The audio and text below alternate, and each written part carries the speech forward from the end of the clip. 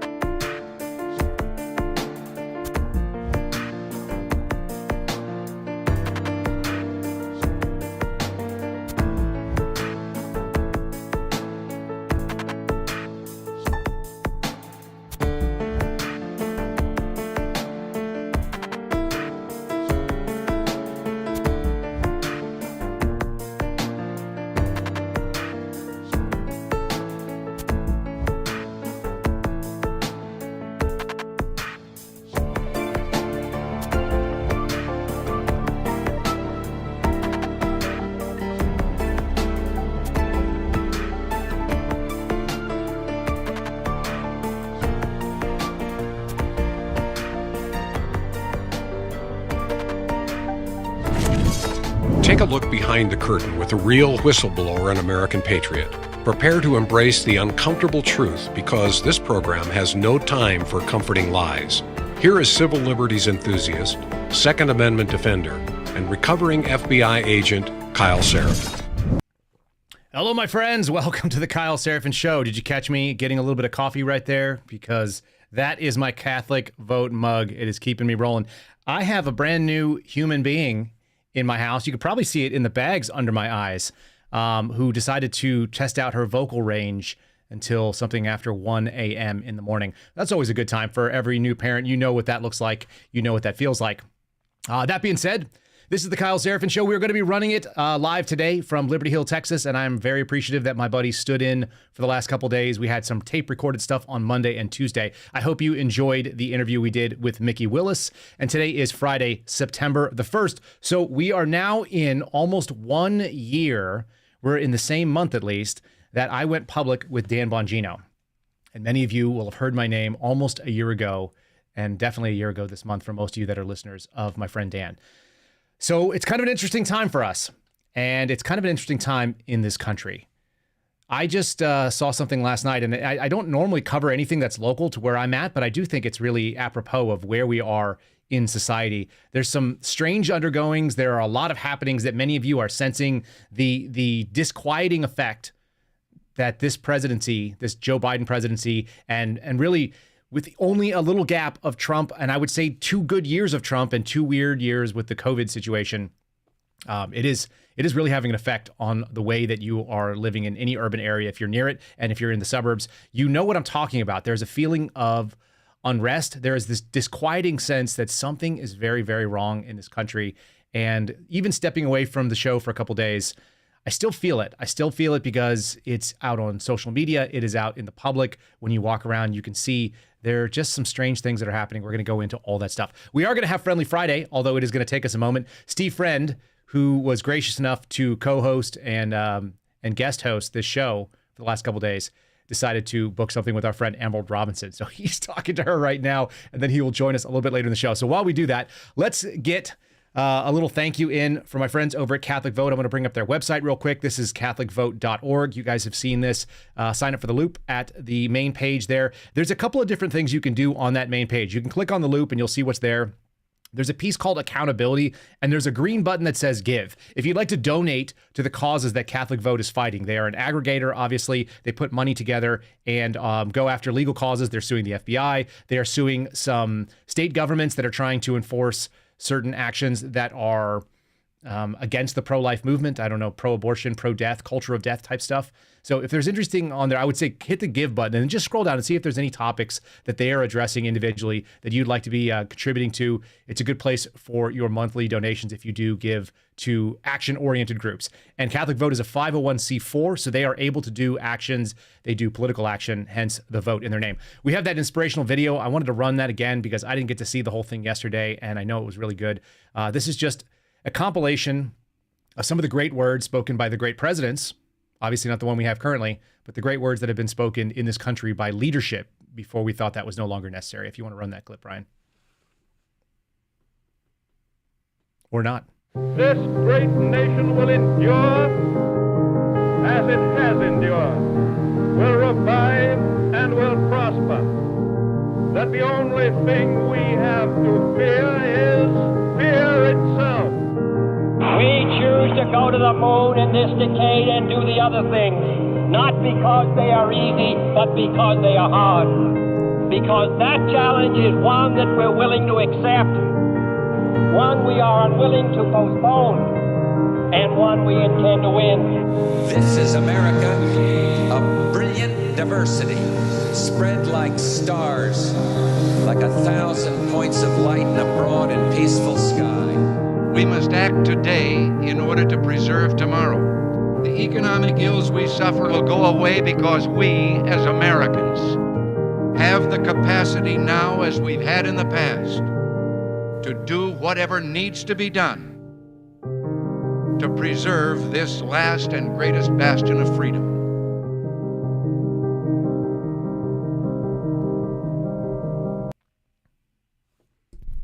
If you're watching on the Rumble channel, you saw this, but if you're listening on our audio show, it ends with America was made for this. And I do think that America was made for challenges, and we have all the tools available to us to overcome the adversity that is in front of us. But it's really going to take a lot of work. And let's start off with some of that adversity that we are facing. So many of you know I live outside of Austin, Texas. Probably a lot of you do not know that I have lived here more than once, and that when I came out of the military, I separated in 2012. And I moved to Austin. I went to Austin Community College. I went to Texas State University. I went and got some additional classwork. I actually thought I was going to go be a doctor, for whatever that's worth. The FBI agent thing was kind of a second choice. It just popped up on me, and it was an opportunity that I didn't want to turn down. But my real interest was getting into the medical field. I really, as a paramedic, I've always loved helping people. I love putting my hands on and being able to move people into a healthier place and a safer place, and to bring a human touch and a way to understand what is happening. One of the things that I used to always do was I would always explain what I was doing to my patients and what the expectation was, in the same way that you might if you were a salesperson, and that was my background. When you tell somebody what to expect, you're actually conducting sort of a sale. And I would let them know, look, this is the amount of pain that you could expect, and this is what I'm asking you to do on my behalf, and this is what it's going to do for you. And if you agree, then this transaction goes forward. even in a medical sense. I always understood that. And so I spent a lot of time in Austin. I got to see a lot of the people in Austin. I talked to homeless people when I was riding around on an ambulance. I saw plenty of them in the emergency room. And what was always really characteristic of Austin is that for a city its size, it really had a very low amount of violence. But that was starting to change as I left for the FBI Academy in 2016. In fact, my wife and I moved from the center of Austin. We were very close to downtown, half mile away. I could get to the Capitol in probably a 15-minute run or less on foot. And we could go to all the kind of things that were in there. And Austin has always been a really cool city for a lot of reasons. It's very hippie. It's very lib. It's very weird is their thing. It's artistic. It's creative. It's full of people that are really sort of aligned on the political left. But I always used to tell people it was like hippies with guns, if you can imagine that. Kind of classic Texas Democrats, which is to say they were socially left, but they were still regular people. They were still Texans on a real level. And that is less and less the case. And what I have here is a story that just kind of blew my mind last night. There's an area in Texas, in Austin rather, that's called the Arboretum. And it's a development that has been built up by a group that has done a lot of developments that look the same. You've probably seen some of their developments. I can't remember the name of the developer. It's not really relevant. But it was a nice area. It has upscale stores. It has it's a newer development as my time in Austin. So it's within the last 10 or 15 years. And they always had upscale clientele. It's surrounded by nice housing. It's outside of the urban core. There are no homeless shelters nearby. This is not a place where bad things generally happen. The apartments are not cheap. The restaurants are not cheap. You know what I'm talking about. It's imagine like a Scottsdale, Arizona, if you're outside of Phoenix. There's lots of places that you've seen that have looked like this. And this story was actually really shocking to me. So it's local news, and yet I think it actually tells a story that is going on nationally in places that haven't historically had that. Ryan, if you pull up our topic number 1, this is something that I read last night. It's from KXAN, which is a local news station here. And it just tells us the kind of the story of what's been going on. 2 dead, including the shooter, 1 injured in a shooting at the Arboretum. So the area is called the Arboretum. It's a shopping center, and it's northwest of Austin proper. It's actually southeast of where I live. And it says one of the people who died at the scene was believed to be the shooter. They didn't think there was a threat to the public. So we have 2 homicides, essentially. I don't know if it was a murder-suicide situation, but somebody else was injured. Of course, the ATF responded. And for some reason, they also had the Austin bomb squad because people believed that there was an explosion, although there were no explosives found on scene. This is truly, truly strange for a place that has been historically so insulated from that. But it was starting to kick up. When I first heard about Austin in the early 2000s, probably when my wife was in college, 2000, 2002, 2003, there were something like 1 to 2 murders a year in this city. It was very, very low. And yet now, if you pull up topic number 2, Ryan, I went and pulled the historical homicide records, and I had the sense that things were changing in this country. And they really were. In 2015, the Austin PD recorded 23 murders. 2016, which was the year that I left and really felt like Austin was not a place that I was going to be able to come back to. The amount of urban sprawl had happened in a way that was not seen previously. 39 homicides, almost a 50% jump. And 2016 was a violent year in many cities. Chicago actually had record homicides as well. There were a lot of evil, horrible things that happened around this country right there at that tail end of the Obama administration. And I think that was a fundamental change that has happened in this country. There was a lot of undermining of the police. I saw it when I was at the FBI Academy. Some of my friends were actually police officers who had seen that and left local policing and felt like they were leaving their buddies in the lurch. One of my buddies who sat next to me, a really good guy who actually has held the line in a very meaningful way in Idaho for the FBI. And I don't want to get too specific about it lest they go after him because he's a good person. Refused to sign search warrants that were not necessary, understood what his oath was about. And when he was at the FBI Academy with me, a couple of his friends were actually killed by this BLM terrorist that was in Dallas. Many of you guys may remember that. And the FBI was actually involved in doing something good and getting rid of that guy. They had a proactive bomb squad usage. I met the Dallas FBI field office bomb squad tech who assembled a proactive explosive device to go after a barricaded subject who had killed police officers. And so there was that fundamental change that was right on the cusp when things were starting to get weird. And when you talk to people that were in the FBI, the way that, I have people who are far more senior than I was, a lot of them pin that 2010 or maybe 2015, 2016 window as the change that happened, not just in this country, but really specifically in federal law enforcement and how it changed the world for them. And it made it worse, decidedly worse. So in doing so, we got a Trump presidency that, like I said, it was a slight reprieve. In many ways, it was just kind of like it was kicking the can down the road for something that we did not deal with during the 8 years of Obama. And it led us to this place where we've got this crazy story going on. Oh, let's see here. I want to pull up CNN's main page. This is going to be, if you'll pull up topic 4, Ryan, this is kind of how we're hearing things now. This is what CNN thinks is the most important thing for their viewers, for their readers to their website. This is the lead story that they have. The net of justice, right? The net of justice is closing in on Trump and allies. Notice the word justice. We've talked on the show a number of times about the watering down and the perversion of the federal judiciary, and using the word justice in this way, abusing words like sedition and insurrection. They have a calculated and meaningful deterioration on our society. They've really changed the way that half of this country is looking at the other half. And for those of us that are on the half that is being looked at suspiciously, like we are somehow on the wrong side of justice, it's very disquieting, as I mentioned. It is something that makes us very concerned, and it's something that we're going to have to address in a meaningful way. So I wanted to get into this story about Trump closing in, and then I want to kind of cover down, they love having Trump as a foil to Biden because Biden is so ineffective and so nasty. We're going to kind of do some compare and contrast. It's just something kind of awful to look at the end of the week here, and then hopefully Steve Friend will join us, and we'll get a couple of other little pieces. We'll go into a lighter-hearted story, a win for free speech as well. But I wanted to read from this story, and the reason why it's so interesting to me is because this is written as an analysis piece. This is not supposed to be, this is not an opinion piece, okay, even though it's under CNN Politics. This is an analysis piece written by Stephen Collinson. And Collinson is a White House reporter for CNN, okay? And so that is sort of unsettling in and of itself. Let me figure out if I can find the... there it is. Topic number 5, if you'll bring that up there, Ryan. So the net of justice closing in. This is actually clicking through the link. What we're going to find out is that this is some of the language being used, and this is what Stephen Collinson, like I said, White House reporter, thinks is relevant. The opening line itself is actually disquieting to me. It turns out there is a heavy price for trying to steal votes, defaming defenseless election workers, and invading the U.S. Capitol to try to thwart a democratic transfer of presidential power. And that accountability is moving ever closer to Donald Trump. This is their unbiased opinion, right? This is supposed to be their unbiased take on things. Unbiased and opinion don't actually line up, do they? So this is a deeply opinionated piece. It is something that's making an allegation that Donald Trump is somehow involved in invading the U.S. Capitol. But I keep telling you guys, you have to focus on the words that they're going to do. Defaming defenseless election workers.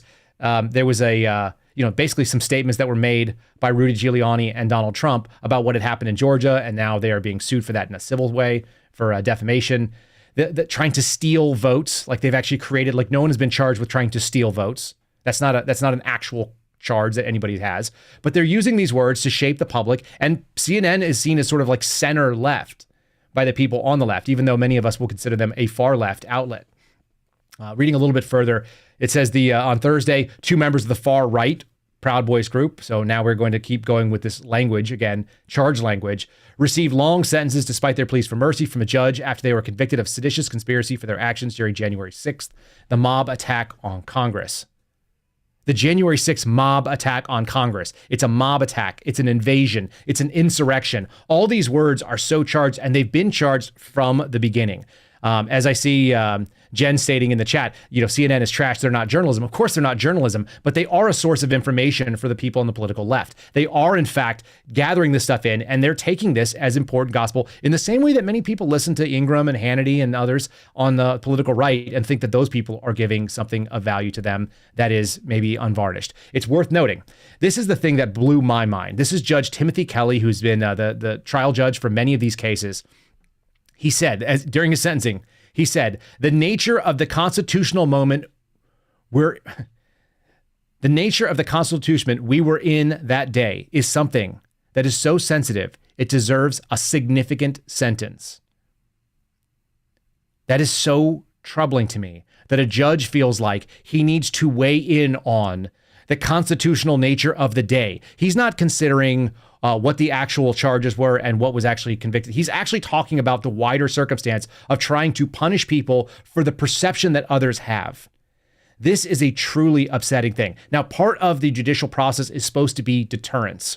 But if anyone thinks that there is a need for further deterrence from what happened on January 6th, after the demonization that has gone on by the left-leaning politics of the media, I don't know what world you're living in or how you are seeing it, because it is utterly chilled speech in this country, and it has chilled people's ability to gather and their belief that there is constantly someone from a federal agency coming after them. That is the thing that so many of you have lost faith in. You've not only lost faith in the media as an institution, but you've lost faith in the federal government, because everybody has this assumption that there was not an even playing field, that things were amiss, and we didn't get all that information during that time. There's a little bit more on the story that I wanted to read. They mentioned that Trump entered a not guilty plea on a vast racketeering case in Georgia that charges him and 18 others, including Giuliani, okay, for trying to overturn Joe Biden's win. Of course, it was Joe Biden's win, unless it wasn't, unless there was something else going on there. Lest I get too far afield here, I want to bring our buddy Steve Friend in. He's looking quite fancy. He must have been doing something more formal than the Kyle Seraphin show, I can tell. Steve, welcome to Friendly Friday. Thanks for living up to your namesake here. I'm glad to be here, man. It's good to be on the wide receiver position again. Quarterbacking is a whole different ball of wax. Let me just dig into that for 1 second, because I'm curious. What was the experience? I told you driving the boat's different than riding in the boat. And many of you, I think you did a fantastic job, by the way. I told you that privately, but I'll say it publicly for everyone to hear. What's the sensation of being the guy behind the mic when it's your show? Oh, I think I shared this with you too. And I think you and I are kind of almost psychotic, where we just don't get nervous in this setting. It just doesn't wash over us. The public speaking elements never really affected me that way. But I had that moment, like when the camera light went red, and it was quick. I mean, it was like a second and a half, and I felt it actually wash over my entire body, like down to my legs. And I was like, that's unusual. But just once you get that momentum rolling, we were talking about the seizing the initiative. Once we got the initiative, GOB and I were good. But I was also really glad to have him. It was great to have a chance to sit back and let somebody else monologue and reset your thoughts. Yeah, it's a different animal. We talked about this in a David Pollack space. For those of you that are watching in the chat, many of you are familiar with that. And he talked about that momentary panic you get. It doesn't mean that it slows you down. It just means you feel it, and then things move forward. What's amazing is I went back. I'm a professional. I want to listen to my game tape, so I wanted to critique myself. And I could remember saying things in the podcast that were problematic in my mind. I was like, I fumbled over the word. I couldn't think of it. It was forever. And then you hear it, it's like a quarter of a second. And only you knew, which is amazing to me, because in the moment you feel like it's dead air for an eternity, but it's not. It's like the passage of time. We can't underestimate the significance of the passage of time, can we? The Venn diagram for the passage of time and your intellect level is actually two complete circles apart from each other. It's true. So, all right. So I wanted to cover something that you probably saw. This is something I think timely, because I know some of your whistleblowing activity had to do with the January 6th, the misaligned reaction that the FBI had. And it was a politically charged action in many ways. We're seeing some Rumble rants on here. So thanks, you guys. People said that Steve did a great job. Steve, you're probably seeing that on the screen. And I do appreciate all the congratulations here. I want to get substantial with this, because there's something, this is topic number 6, Ryan, if you want to bring this thing up. I'm going to read a couple of pieces about what the media was saying. This came from a piece that was exposed, I think, on January 12th. It might be January 21st. I'm looking for a date. There it is. January 15th, 2021. So this is only 10 days after the so-called insurrection that happened. This is from theconversation.com. And I find this very, very funny. It's academic rigor with journalistic flair. I didn't know that journalism needed flair, but here it is. These are things that I found. It was actually hyperlinked through in some stories that I was reading, and I wanted to share it with you folks, because many of you will remember, when did this stuff get radicalized? It was radicalized immediately for the American public to digest, okay? And this thing says many Americans are trying to gain a deeper understanding of what happened behind the riot in January 6th at the U.S. Capitol, most importantly, why it happened. At the conversation, we asked several scholars, so this is our source, scholars in academia, who study symbols, including ancient North images, and recent flags from U.S. history, to explain what they saw during the riot and what those symbols mean. And the inescapable common thread is, I'm going to give you 2 points for the FBI's favorite topic. What do you think the inexplicable common thread between all these symbols was, Steve? They were linked to anti-government extremism and white supremacy. White supremacy is the top answer right there. So of course it's white supremacy. Now I'm gonna scroll down and tell you what the things that they saw. They have a solo picture of a guy who's wearing a Carhartt vest, and he is carrying the Confederate battle flag. Okay. And he walked through the Capitol, and many people saw that. He's walking, by the way, peacefully. He's just cruising through with a flag. So he has a Confederate battle flag, often known as the most recognized symbol of white supremacy you can imagine. As opposed to the white hood that the former governor of Virginia was caught on camera wearing? Or blackface. It's hard to say. We can't tell. He can't remember which one it was because he did both so often that it could be either, to be fair. It's not his fault that he doesn't remember whether he was pretending to be a black person or whether he was pretending to be a Klansman, and yet was still elected in Virginia. Yes, there's an enormous series of Confederate battle flags that fly in Virginia when you drive up and down I-95 south of the Capitol, and they're kind of disquieting, like how big they are. It's unsettling to see. You're like, oh man, somebody spent serious coin, hundreds of dollars, and put up this flagpole, probably thousands invested in what has essentially become an actual racist symbol to people. I think a lot of people use it in that way. The few people that use it to say states' rights, like there's better ways to do that. I think we all kind of see that. It's kind of out of bounds in today's society. And yet, I will give them the Confederate battle flag. I'm willing to concede the Confederate battle flag with no caveats. Here's the number 2 symbol of white supremacy.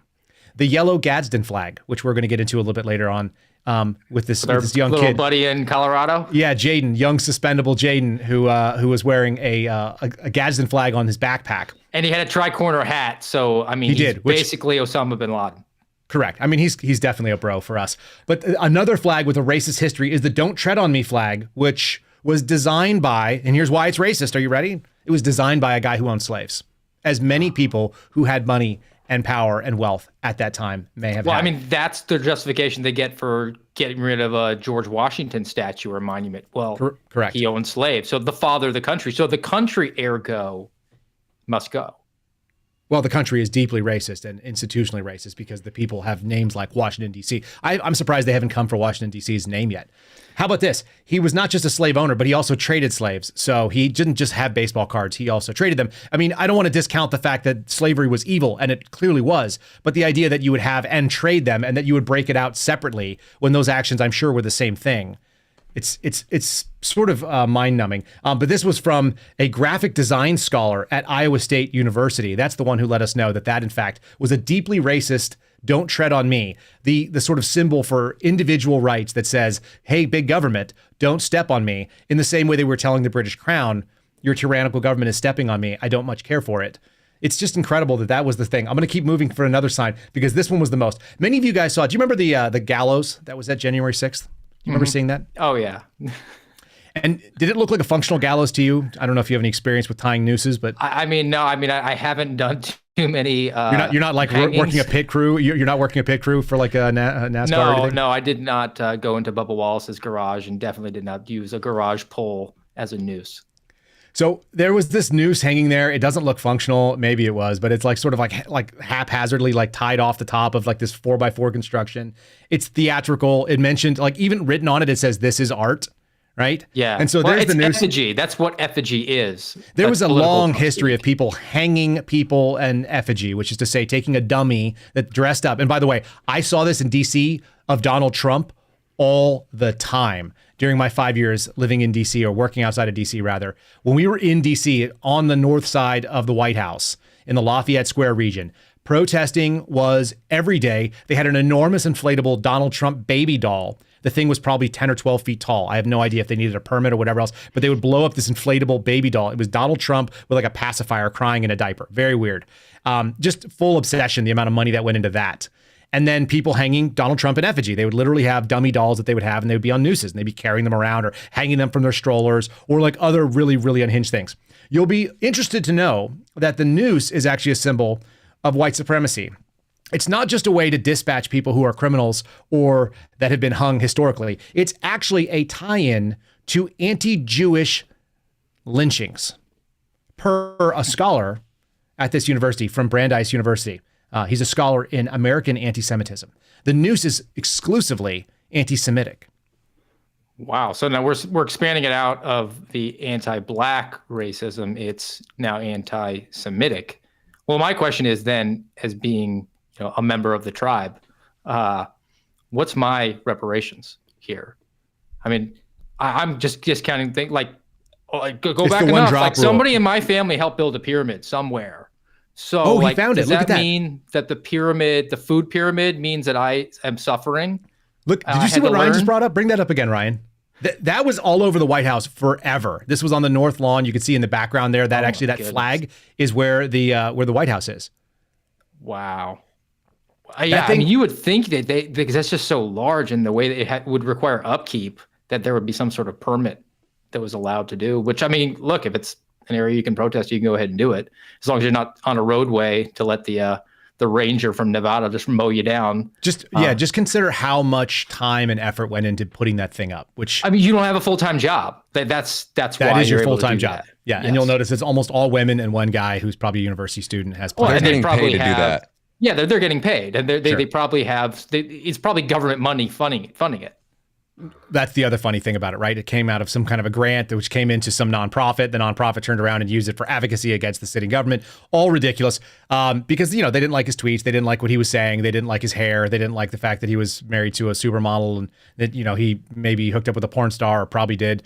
Not necessarily like the paradigm of chastity and virtue that we saw in Donald Trump, and yet policies that were effective financially for me. Brief detour. We had a first lady who was an actual supermodel. Right.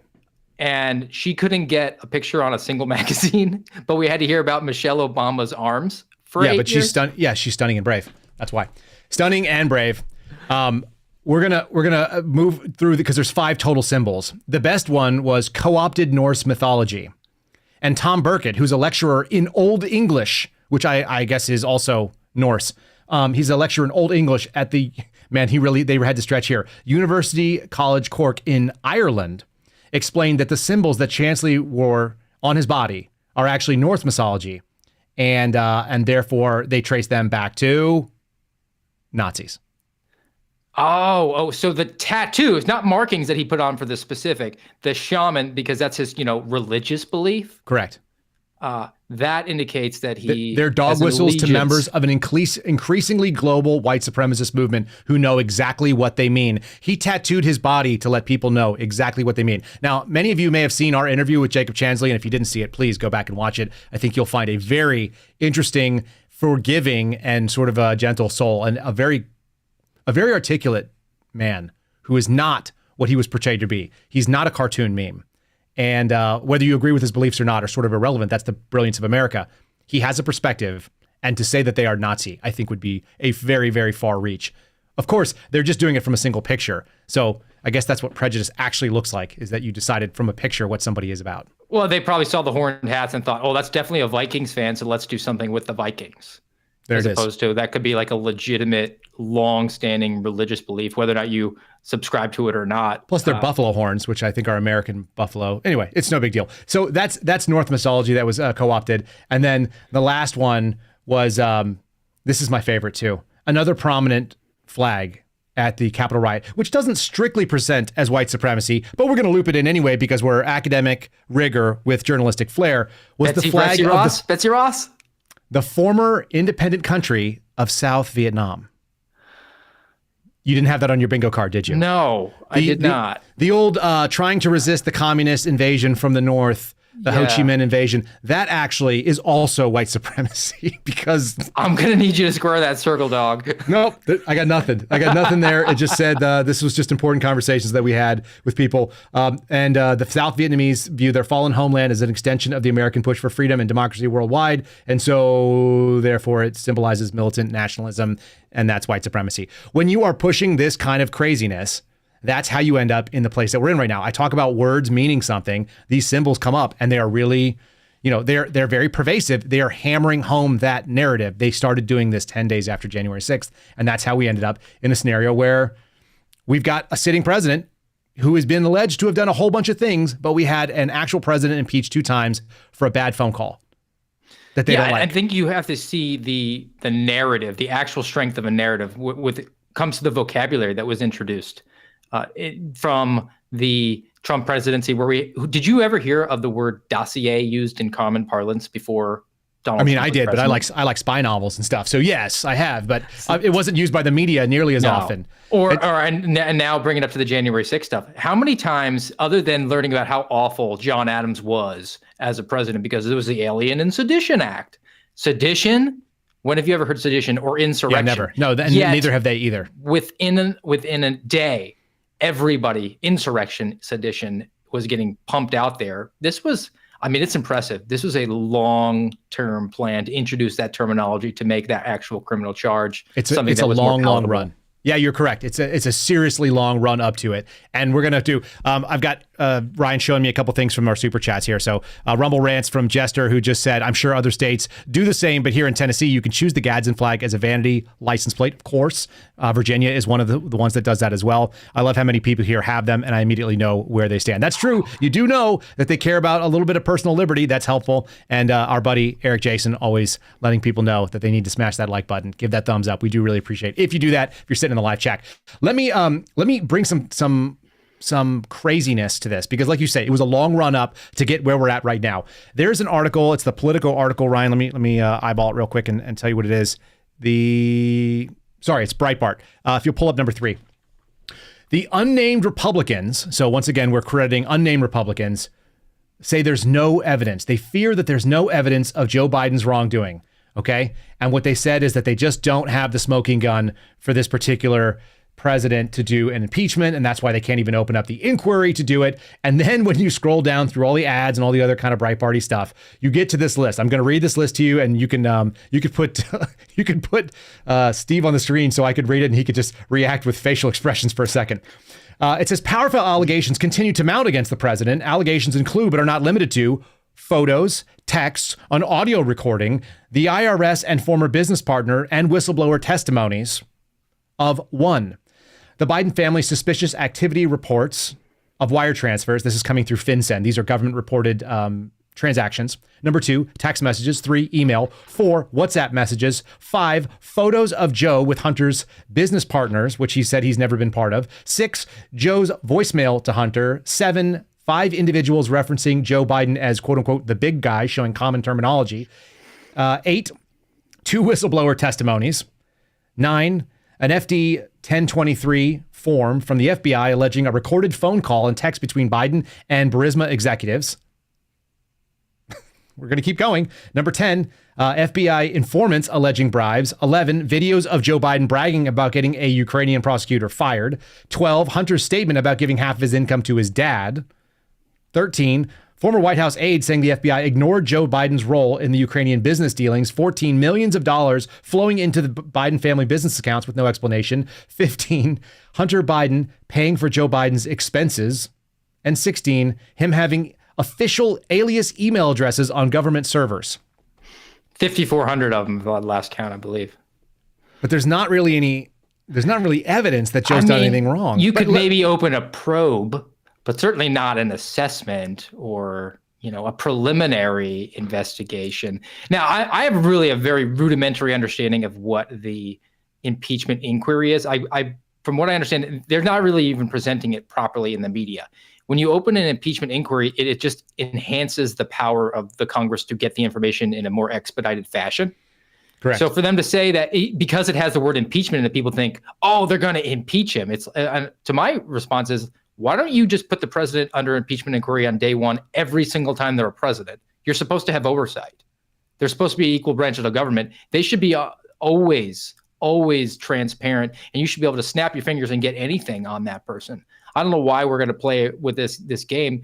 I don't care who the president is. I don't care who's in charge of the Congress. Immediately, if you're elected president of the United States, you're under impeachment inquiry.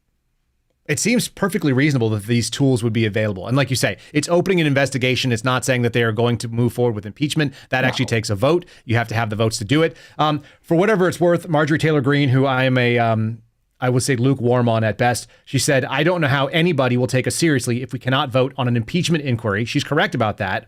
If you can't vote for impeachment on Joe Biden, then how can you even claim that you're willing to drain the swamp? Because you're not. 100% on that. So MTG, bringing that at least into focus, that you are not a serious group. And I think that's what we've experienced in this country. That's why we are so far afield with so many of these things, because they just have not come through with the things that they promised. They said they were going to go through and look into this guy. uncovered an awful lot. And it seems like an impeachment inquiry would be like, what is Comer doing with all the work that they're doing in the Oversight Committee? What are they doing in the judiciary as they sit there in this weaponization? Like, is that not bringing up all the evidence that should be available? It's all sound and fury signifying nothing. It's all theater. There's going to be no follow through. This is what Garrett and I got into yesterday. There's no mutually assured destruction. There's no guarantee of a rational deterrence here because there's never going to be turnabout as fair play. The rabbit's never going to get the gun, and when they do have the gun, they just turn it back on themselves because they're going to play this narrative line. They look down the barrel to see if it's loaded and take a blast right. like Elmer Fudd style, like Wile E. Coyote. Yeah, I mean Brian Kemp made some big statement about I'm not going to engage in political theater. What do you think indicting a president from a county prosecutor is? You're just 100%. failing to recognize the battlefield conditions at this point, and that's why you've been flanked at every turn. So you're either complicit with the other side, and you're actually on their side, not on ours, or you're just feckless and useless. And there needs to be a recognition that it's not optimal. I don't want to live in this country as it's presently constituted, but I can't just bury my head in the sand and say like, well, no, I don't want to hear about it. And say, well, I just believe in the Constitution. Look, the one side says that that's an old dusty document and they've broken the social compact. So That's right. We have to restore order, which is why I said, let's start with somebody that's prominent. You can start with the Mayorkas. They've broken the social compact with Mayorkas. They've invaded the country with illegals. I said, Secretary Granholm, she's encouraging people to lease electric vehicles. To me, that's a sin. Let's charge her with a crime. She did it on the internet. Do you know how many jurisdictions that went to? How about all of them? All of them. Interstate capability, for sure. So I like to say this a lot, that the Democrats are playing to win. That's what progressives equal. Like, it doesn't mean that they're making good progress. They're just trying to move the ball, and they constantly do so. And Republicans are playing to lose more slowly. That's 100% defense that continues to give up, ground runs. They're going to let the ground game, keep going. They're going to try to stop the air attack, if we're going to do a football metaphor. So they will let them move it down the field, but just a little bit more slowly. Here's something that I think will make you laugh. This is Glenn Kessler. I don't know if you know that Glenn Kessler also goes by the fact checker on the Washington Post. If you'll pull up topic number 9 for me, Ryan, I want to share this because this is just one of those moments when it hits you and you have a memory that's more than a few seconds long. You'll remember this. Joe Biden loves to retell certain stories. Some aren't credible. Just take a deep breath and experience this. This came in last night. This was posted at 3 a.m. Eastern time. So right in the middle of the dead of night, this analysis piece by Glenn Kessler, the fact checker from the Washington Post, also known as a human clown, I suppose. It says Biden, like many politicians, likes to tell stories that attempt to connect his life story with his audience and make up an essential part of his persona. Man, that is really hard-hitting stuff. That's just like the net is closing in, like we just read about Trump a second ago from CNN. The Washington Post tweeted it out, and they said that here's a guide to some of the stories told by President Biden that cannot be verified or are not plausible. To which I quote tweeted, it's spelled Lies. I did. I see that. And I may have even pulled this from you, at least pulled some of this stuff from you. Ryan, if you'll pull back up that thing, because I'm going to show you. Speaking to the survivors of the devastating Maui fire on the 21st, Biden talked about how he had a lightning strike a pond that was near his house and it sparked a fire somewhere. And so, quote, to make a long story short, I almost lost my wife, my 67 Corvette, and my cat. All kidding aside, the classic Joe Biden when his joke doesn't land. Not a joke, man. I'm serious. But seriously, people, he's so bad at doing this. Now I want to show, if you'll bring up topic number 8, the difference between what happens when you're Joe Biden and a Democrat in the Trump era. This came out on the 24th, just after Trump left White House. Trump's false or misleading claims total 30,573 over 4 years. Another analysis by, the fact checker, Glenn Kessler. Wow, that was comprehensive. And he needed additional help from Meg Kelly and Salvador Rizzo. So here it is. They've compiled, by the end of his term, an accumulated 30,573 untruths, averaging 21 erroneous claims per day. The lyingest president in American history, I'm sure they would say, although they're the only ones keeping track and they get to be the ones to decide whether it's a lie or not. Many times, not a lie at all. It's so silly to see this, but when you look at the way the language is being manipulated around it and the way that they are playing this game in the open very clearly, everything Trump says is a lie. Things that Biden said need context. When you play this game back and forth, you get half this population that is not dealing with the same set of facts that you and I are reading off at all. Yeah, that's why they don't ever say lies. They don't even introduce that word into your brain in the present context. It actually reminds me of when Obama came in and they talked about the jobs that they created or saved with stimulus. It's always moving. It's moving that is progress. That is quote unquote progressives redefining the terms, right? Yeah. Because what's a saved job? I mean, you could just say like, well, if I hadn't taken action, then that paper boy there, his job would have been lost. You're going to have to draw the connection there. No, I did it. It's fine. I know a couple jobs that were not saved under the Biden administration. Yeah, so do I. And I think that there's probably a couple or several hundred more that are going to be lost soon. You want to talk about that just briefly? Some of the interactions we've had with folks in the FBI. This is some inside baseball for you all. For those of you in security division, we're keeping track of what you're up to. We know your story. We're not going to out any individual names, but I will. Hi, Wiley. How you doing today? That's it. So we got some inside info from a number of people. This is not individually sourced. There are several hundred FBI employees, upwards of 500, maybe more than 700. That are under an internal investigation for quote unquote insider threat. You want to tell people what an insider threat is supposed to be? Insider threat is supposed to be Robert Hansen, somebody who's like a seditious conspiracy to engage in a treasonous action. No, I mean, only if they were going to obstruct an official proceeding. Got it. But a Robert Hansen would be the consummate insider threat. That's the person who's stealing information and bringing it over to a nefarious actor. You're supposed to be on guard for those. You're supposed to look for the indicators, somebody who's got financial stress or family stress. They could be easily compromised. And you receive training on that. And we've sort of cataloged how that training was now commingled with the whistleblower training unnecessarily. And it is very clear that the theme of that was that you should be on lookout for insider threats, and whistleblowers are insider threats.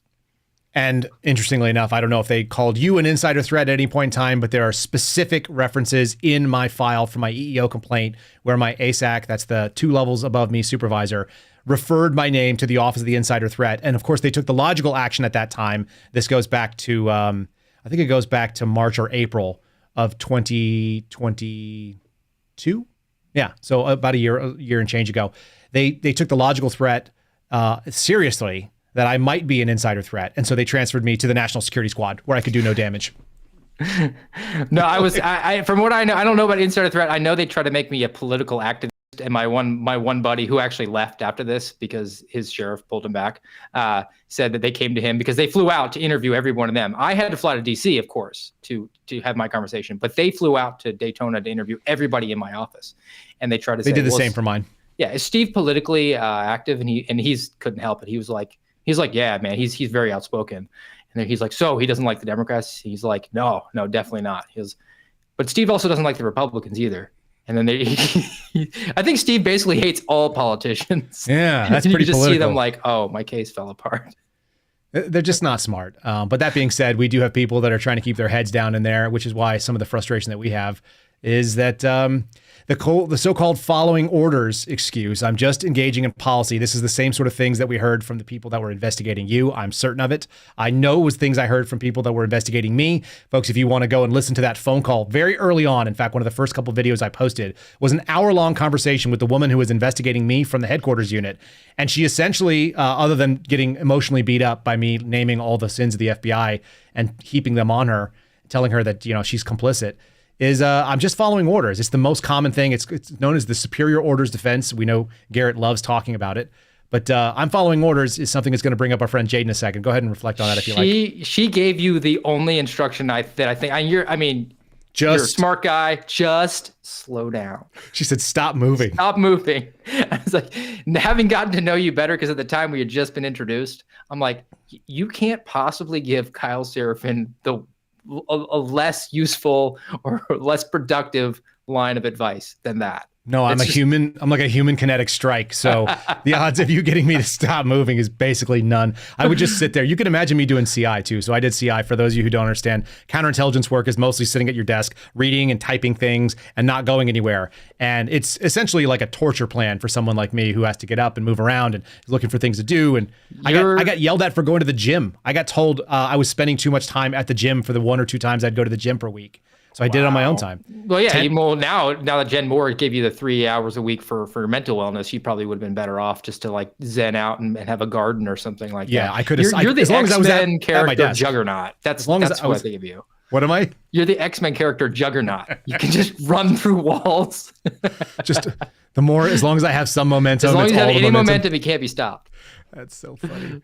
It's so good. Let's talk about momentum. Let's talk about what's kind of the momentum in this country. There's two sort of conflicting things that are going on. I think they're really, they're not going to necessarily appear related to our audience until we tie it up. I want to put up a video number 3, if you would, Ryan. This is going to be the young kid. He's a 12-year-old boy in Colorado, of all places. One of my friends who has actually been removed from the FBI for being a decent person and just, having thought crime.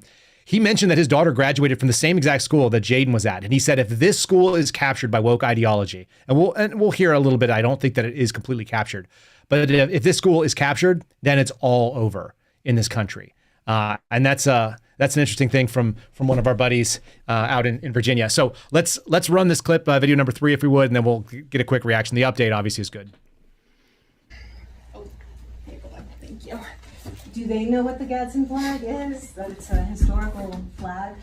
So the reason that they do not want the flag, the reason we do not want the flag displayed is due to its origins with slavery and slave trade. That is what was. Can you pause it for 1 second, Ryan? The reasoning behind why we do not want this. Well, she said the reason that they don't like it is because of its origins, and the mom was like, with the Revolutionary War, and she was like, the slave trade. The slave trade, because the white supremacy. It's literally that article that we just saw from the conversation. I mean, you have to pull your kid out of the school because they don't know basic history at that point. Like that was the only thing that was missing from that. Because I would have jumped down her throat on that. Like, excuse me. Have you read a 3rd grade history book? But this is a mom dealing with another woman who is, sort of like in a semi-position of authority. She has like she's got a walkie-talkie on her hip, which looks ridiculous. By the way, I thought she was carrying a gun. I was like, wow, that's cool. Like this person's on our team. And there's a baby whose like toes are moving, who's probably, under the age of a year old. Pretty amazing stuff. And meanwhile, the mom is just like the Revolutionary War. And she was like slavery. Like they're trying to finish each other's sentences and they're not speaking the same language. You can keep playing it, but we're going to get to the part of the superior orders in just 1 second. I'll ask you to stop it again, Ryan. Keep playing if you would. The Gadsden flag. The Don't Tread on Me. Okay. Which is the Gadsden flag? Okay. She doesn't even know what it's called. Okay, so he's what's going to happen if he doesn't take it off? I like the smile on the kid's face. Yeah, the kid's smile is epic. Yeah. Because his mom must be awesome. He's like, up, here it comes. I'm like, so I asked him, can he just take his stuff out of his bag and go back to class? Like, I just want him to go back to class. The bag can't go back if it's got the patch on it, because we can't have that in and around other kids. So that's what I was All right, pause it. Such a Karen. Do you, Ryan, I think I uploaded the cartoon. I think it's topic number 13. Will you bring up this cartoon real quick? Because this just got thrown out into the Twitter feed. One of my buddies sent it over. Yeah, give me a second. I'll get to it. Okay. So the thing I love is this woman's like, we just want to get him back into the indoctrination space. Like, can we just get him back to sitting at a table where we tell him what to think? This kid has already owned these people. He's 12 years old. I've seen that face. I had that face. I know you had that face. That's the face of, I am smarter than the adults that are in this room. It's dawning on him. Like, 'cause you had that moment, like, wash over you pretty early, and you're just like, 3rd or 4th grade. They're maybe one chapter ahead of me at best on the book, but intellectually, no. So, and when I say that, what I mean is that it's not a gap in wisdom. The teacher knows more things about the way the world works, but that kid has more raw intellectual horsepower. 100% knows more, can process more, and more quickly than that woman. So if you're not watching on our Rumble channel, what you're missing right now is this cartoon that somebody created about this very exact thing. There's a teacher with pink hair, of course, holding two what look like dildos to me, but I don't know the difference, and says, butt plugs and dildos are for play. In a speech bubble, which is pretty unsettling. And obviously there's some little kids in desks that are sitting and staring. You get the backs of their heads. Then we turn to a side angle. And this one is, I've never even heard this term before, but there you go. It says, Packers are for creating a penile bulge in the ... And she looks down and the kid is sitting there, a little white kid with blonde hair and like Steve Friend style hair. and he's wearing like a little polo shirt, and he's got a backpack that you can see, which is kind of camouflage. Zoomed in on the backpack. It's got a tab, like the Ranger tab or the SF tab, and it says based. And underneath it is a prominent Gadsden flag saying, "Don't tread on me with the snake." And then below it is the dog. I guess that's the Doji coin and the Doji Bitcoin. coin and then the Bitcoin. So producer Phil is like doing backflips right now. Right. So you've got some cryptocurrency symbols there, and "Don't tread on me." So like the sort of destabilization of the centralized power of the state and the Fed. And then you see this woman who basically is having a small aneurysm, and she says, "You can't bring that into the classroom," as she's sitting there like hoisting aloft this packer, which is a fake penis, and a dildo, which is a fake penis. Everything about that is sort of like what we're seeing with this woman. I just thought, like, somebody said this to me, you can't make up how good that cartoon is and how timely it is. I want to play the rest of this video for a second, but 100% as you're watching, look at this kid's face. The mom is doing the best she can do. She's obviously has a very bright son who's also kind of like what I would used to call just, a shit disturber. That's what we were called in my family. My dad would call us that. Contrarian is the nice word for it, but someone who's going to go out there. I remember being asked a question one time when I was a kid, and they were like, name an animal that has no teeth and also has hair, but bears live young, whatever. And they were looking for like spiny anteater or something. It was like something we had just covered that day. And I'm sitting there, and all I did was read encyclopedias in 4th grade because it was so boring. I just pulled books out and I would just read encyclopedias. And I was like, baleen whale. And they're like, they don't, it has to have hair. And I'm like, all mammals have hair, and they nurse live young, and it doesn't have teeth because it has baleen strips and it eats krill. Like, that's 4th grade Kyle being, whatever that was. And it was always, and you just watch like heads explode because they were trying to get the spiny anteater out of you. And the fact that I even remember this story tells me that my memory, I guarantee you the woman who was involved in that has no recollection of anything close to that. Probably doesn't even know what a baleen whale is still. And yet this little kid has got that. You could just see it on his face. It's just right there. It's that smirk like, oh no, I'm going to be alone. The way he just looks back, it's like a tennis match. He's looking back but he looks back to his mom and he has that smile. And I'm like, that mom must kick some serious butt. She's squared away. And she knows that she's got a bright kid. All right, let's finish the video out. I'll try not to interrupt because we're going to get to the superior and it looks like part of it. She's got a stroller there too. So she's got another kid in the room. She's got a baby. There's toes. There's little baby toes that are moving right there. She's outbreeding these clowns. Yeah, it has nothing to do with slavery. That's like the Revolutionary War patch that was displayed when they were fighting the British. Like that's the revolution. Maybe you're thinking of like the Confederate. She's giving her an out. Maybe you're thinking of something because you're dumb. I am Is there just history here you to should enforce. have done? No, Here it I'm comes. to enforce the policy that was provided by the district, and definitely you have every right to not agree with it. I mean, Because the absolutely. ACLU says that he's allowed to wear that. If you like go on their website, it's like says in big letters. All I'm saying is that Unless there's like a ban on patches, period. Like if you said there's no patches allowed at the school, you cannot display what you think or anything like that, or what cheer or anything like that. I think it's like one-sided, because you allow some patches but not other patches. Kids have patches like other names and like the American flag on their backpacks. Yeah. That was The American flag is racist too. That's probably enough of this video. Most of you guys have seen this on social. It's made the rounds. Millions of people have seen it. But there's something really special about this fact that the mom is pushing back. She obviously is not ready for like an academic debate about whether this is a slavery versus whether this is an American Revolutionary War flag, because who would come into that conversation and just be like, oh, I'm dealing with someone who is a complete dunce. We're not even dealing with the same set of facts. Yeah, I mean, and she was as polite as she could be. I don't think you or I would have had the same courtesy. I think we'd have been like, "Oh, you're dumb.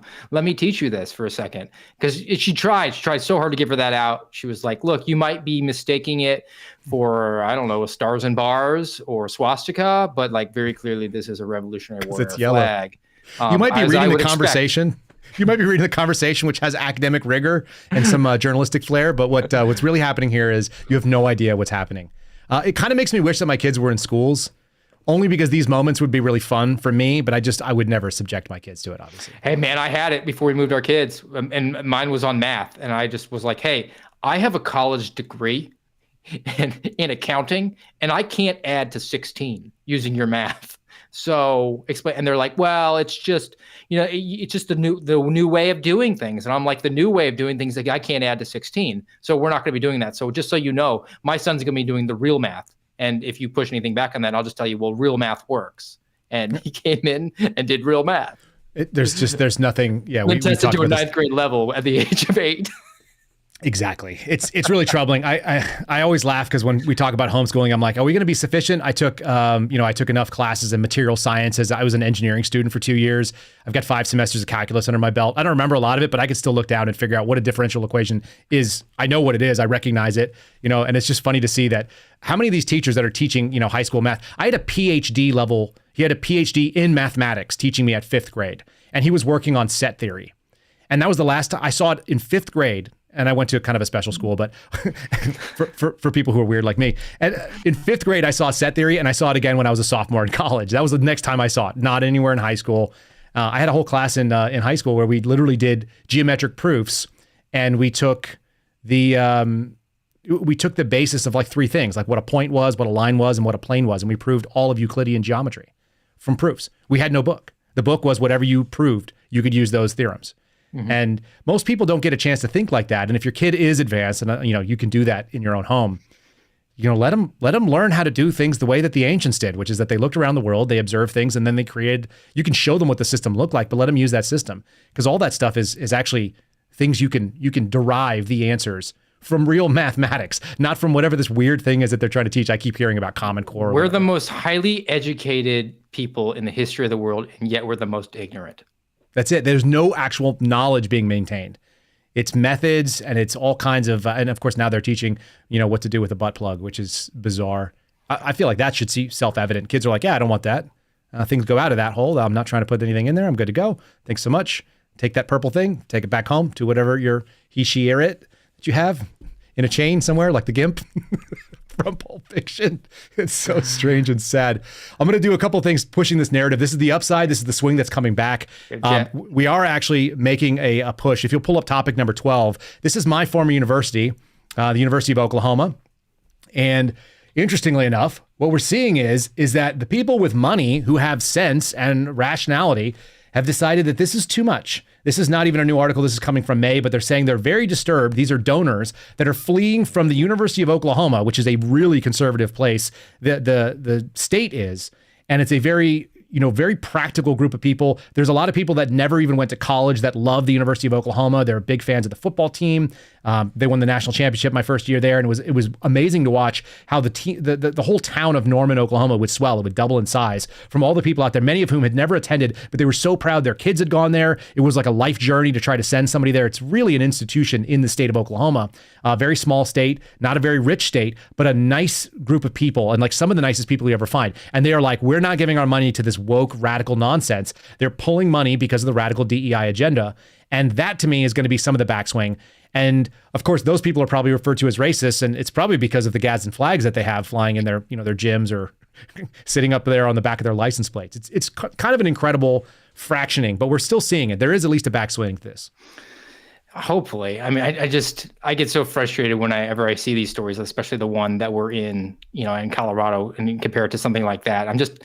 You have to hope that there's going to be some pushback from parents. We had it after the COVID shutdowns with just the DEI and the CRT and that momentum. We just got to keep that juggernaut momentum going the best that we possibly can, because can you think of anything that is more important than the rearing of your children that you're ever going to do in life? And what we're doing day to day on government weaponization is obviously going to be our mark that we might be, if we ever are remembered by anybody else, that'll be it. But I'd throw that out in a heartbeat if it meant that my kid could move ahead and move the bar forward, and I could say that I did my best job as a dad.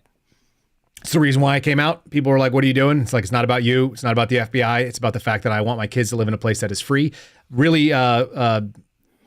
Really sort of insightful pivot towards the COVID situation, because of course we are moving towards the new boosters, the new mask lockdowns. We talked about this a week ago or two. I saw that every single conservative podcast has picked up this sort of thing. We're all kind of on the same thing. We're all seeing the same signs. I want to play video number 1, and then I'll show you why you will be armed to walk out there in the world and never put on a mask on your face that is made of paper. Again, video number 1 if you're ready, Ryan.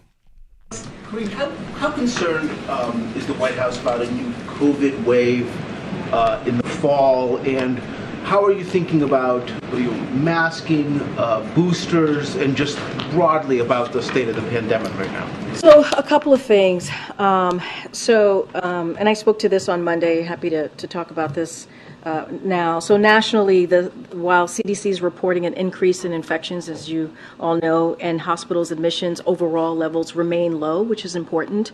The U.S. has experienced increases in COVID-19 during the last 3 summers, so it's not surprising that we're seeing this uptick. I'd say it's been a long period of declining rates, and so when updated COVID shots become available in mid-September, we've heard from the FDA and CDC. They announced this last week that there will be new vaccines next are we in September? Next month, mid-September. We will be encouraging all Americans to get updated COVID vaccines, and also let's not forget the RSV. Let's not forget the influenza shots as well. All are very critical and important, so we'll be encouraging Americans to do that. And vaccinations, as we all know, as you've heard us say from here, against COVID-19 remains the safest protection for avoiding hospital. Those are the safest things you can do, but they're not quite as safe as if you would also get the shots and then wear a mask. Let's do video number 2. I don't know if you've seen this one, Steve, so you might get a live reaction. We don't even probably need any audio on that, Ryan, if you want to cue up video 2. Let's see what those masks are that you're seeing all your friends wearing as they sit in their car by themselves and put their gloves on. This is a factory. This doesn't look like it's in America, I don't think. There's a couple of men here you're missing that are wearing wife-beater kind of sweaty T-shirts, and they are sewing the masks that will go on the faces of the people that want to comply so desperately. You'll see it's pushing a string of them off to the floor. The floor looks not clean. It looks like maybe as clean as a gymnasium floor in the Air Force when I was active duty, which is to say not that clean because it was made in the 60s. Rubberized flooring, and you can see this is coming in. This is one guy's desk here. It says it's from February 22 of 2020. Kind of interesting that they were mass producing the masks in February. I don't remember the requirement coming on until after March. So that's kind of fun. And then you're thinking, well, at least we should get those COVID tests that was mandated that Kyle said no to. Let's throw the COVID test video. I think that's video number 4. I want you guys to see how these suckers are packaged up. They look really nice when you get them to your house. Just consider these are children. These look like they're children under the age of our friend Jaden there. There's a little girl there that looks like she's probably about 7 years old. They've got scissors and they are cutting things up and they are shrink racking and they are taking a bunch of Q-tip swabs that are supposed to be sterile off a floor. And they're stuffing them into individual packages and they are sealing them up. These are the COVID tests and the way that they set these things up. Do you think there's any COVID on that floor, Steve? What do you think? I don't think that there's any any COVID in the world at all at this point. I think it's just it's just carbon at this point, right? And carbon's the enemy. So got it. So we're just fighting carbon. Then that's, I mean, obviously, the vice president had her Freudian slip. We just need to lower the population, and that'll be the solution. I was actually more distracted. I mean, this is kind of off the board. Both of those videos gave me some like almost PTSD level flashbacks of child porn that I had to watch, and how much of it came from third world countries that was, and it filmed and looked just like that with kids that were that age. Yep. And the fact that this is child exploitation. It doesn't matter if it's child exploitation. Mm-hmm. That's what's going on there. And we're just going to rev back up COVID-23. Everybody get ready. We got to have Tiger King season 2. We got to get our $1,200 stimulus checks, mail-in ballots, vote often, vote for those stimulus packages, man. That's what you got to do. And we're all going to, all the people that are screaming, never again, freedom. I'm like, where were you? Where were you 3 years ago? Our list of allies was very thin, Aragorn. And you have to call me very skeptical of anybody today it's in vogue to scream about freedom. But when the rubber met the road, they already were proven wanting. And we'll see if they're going to have changed their ways. Because to me, ultimately, it has to be the person that says, hey, I got messed up. I was wrong. I made a mistake. I will never do that again. That's the person that I might be able to give, a second chance to. But still, the people today that are claiming that, oh no, I've always been about freedom. No, you masked up your toddler to walk into Costco and walk down one-way aisles. You have no credibility with me. It's true. And if you're not willing to set your feet in front of that line, you may have lost some lines in 2020 and 2021. Some people got those shots because they wanted to, and I'm fine with that. I don't care if you went and got something that you voluntarily chose to do. A lot of the people that are thinking the right way said, I wish that I hadn't, once I knew it was going to be mandated, and they would have changed their mind. Well, you get a chance. You get a chance right now because they've told you what they want to do. You've seen the videos, things like this. These are from real James Woods. So if you're not following James Woods on Twitter, you're missing out on some good stuff. He actually is one of the great sort of antagonists to the political left. He just doesn't care. And I sort of love the way that he puts some of this stuff out here. But we're talking about something that was known right up front, that these things were nonsensical. They are not serious products. They were not meant to stop disease. They never were. And they were made on disease floors using child exploitation and other things. But like it's poor indigenous workers in places that are not nice, and they are not living and making a great amount of money. Somebody was profiting on it. And we had this sort of experience yesterday. I had people from the FBI reach out to me and say, hey, I might need some help pretty soon. And the answer is why? You've had my warnings. Kyle Seraphin has been warning things. I was actually talking to FBI Panty Raid offline, and I started making warnings in October of 2021 that this was coming for people in the FBI. Start putting your money away. Start finding another job, having a backup plan, whatever that is, a residual source of income. You know, I know you and I both lived in a way that allowed us to be able to stand up for our own beliefs.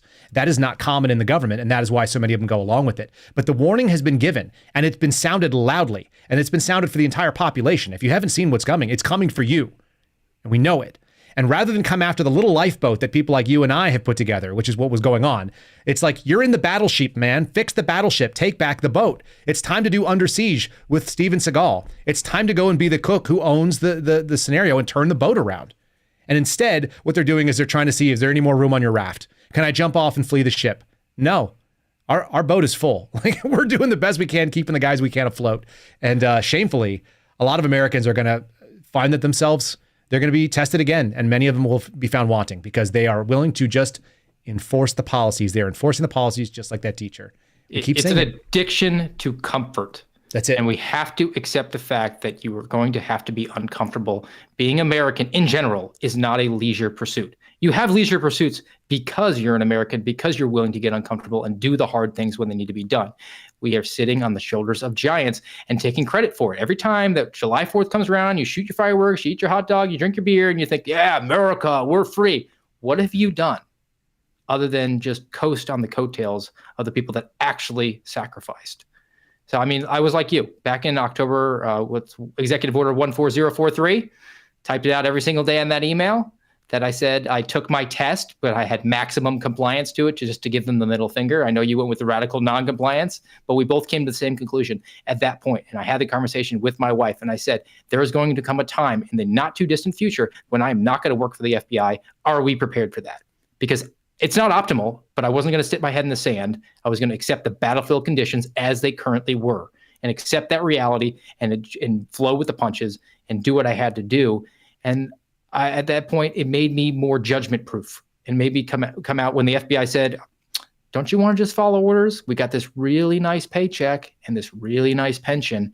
And I could say, I don't want your blood money because I actually took my oath seriously. I don't have to just follow orders. I don't have to say I have to feed my family, so I'm going to infringe on the rights of my fellow citizen who I swore to protect. Do we lose you? I got you. Okay. You clicked out on my end of it. Yes. Right when you were at the fever pitch, which I was 100% in. You know, one of the first things that you and I said, and this is going back a year now, one of the first things that you and I shared was, isn't it a sad state of affairs when the thing that everybody should be doing, which is just following the oath that you stated and you swore to, is considered to be a heroic action? Because we hear that all the time, you and I do. And I know that both of us sort of discount it because it's not very heroic to just do what you said you would do. Yeah, I feel gross when people say you're a hero. I was like, I went in, I said I was going to do that. And I had a colleague who I work with in the FBI, and he was a vet. And, I did the whole, on Veterans Day, hey man, thanks for your service. And he was like, don't thank me, I volunteered. Correct. And I think they paid us. That's very appropriate. And that was, I had that interaction with the old crusty retired agent who said, what are you going to do now? Why would you ever turn your back on the FBI? And I said, because they try to compel me to violate the oath that you took. And that's right. They just don't understand that. It's the iPhone user agreement, right? Just check yes. Just check yes. Don't check yes, folks. If you're listening to the Kyle Seraphin Show, if you know that you are a suspendable in your heart, then you got to set your face like flint, and you need to be able to take some of the spits and the buffets and the nasty slings and arrows that will come your way, because people will call you unpatriotic. They will call you unloving.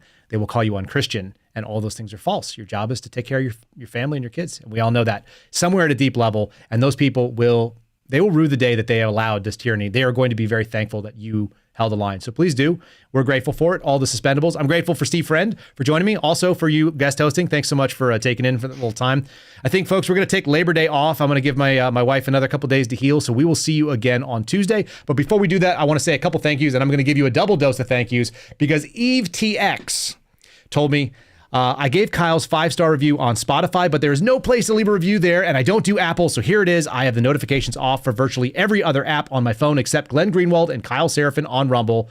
Those are the only true informative shows that don't filter info, spin, or rehash what everybody else is talking about. Entertaining without being performative. Keep up the great work, y'all. That was just a little bonus one for you. We also wanted to read one from, I don't know who this is, but I love, this sounds like a suspendable thing to say. It's from Do You Want the Review? ? I feel like that's like angry at Apple. Coming in from August 20th. What a show. 5 stars. Tara, hang in there. I'm sorry, Tara. This is Tara. Who is this from? This is from Tara Reid, not Tara Rodas, who I've been talking to all day too. Tara, hang in there. 30 plus years I left the communist country to come to the United States. Now communism is raging through this country, once great country, and my dear friend Rush was so right. The U.S. is the last bastion for freedom. There is no place to go. Listening to Tara, maybe there is hope. I never thought it would be Russia. What a strange piece of hope to get from the Kyle Seraphin Show, that Russia might be an option. Not for me. I'm staying here. This is where our feet is. This is where my family is. This is where my heritage is. And it is a country worth fighting for. And we do it by holding the line personally and then holding others to account for it. So, Steve, thanks for joining me for Friendly Friday. It always makes it easier when I have a buddy jumping in and wrapping up the week. Any parting thoughts or words for the weekend? Hey, everybody, make sure that you enjoy your communist holiday weekend, Labor Day, and some great pleasure reading by the poolside in these final weeks of summer. True Blue, My Journey from Beat Cop to Suspended FBI Whistleblower, available on Amazon. The Warehouse is out. They might reorder if I get another bump. Do your best for me, Sarah fans. Appreciate it. Fantastic. Great plug. You have a good long weekend, Steve. Folks, thank you for joining us. We do stream this live. If you haven't hit the like button, scroll on down on there and hit the green, or hit it till it turns green, rather. And so we have all the likes that you've been in there on the live chat. Thanks for joining us. We will see you on Tuesday next week. Like I said, 3-day weekend. Enjoy your long weekend. And we do wish you a safe and, let's say, Christian and loving way of pushing back on your neighbors. We'll see you again. Thanks for listening to The Kyle Seraphin Show, streamed live weekdays on rumble.com/Kyle Seraphin. Follow Kyle on Twitter, Truth Social, and Instagram at Kyle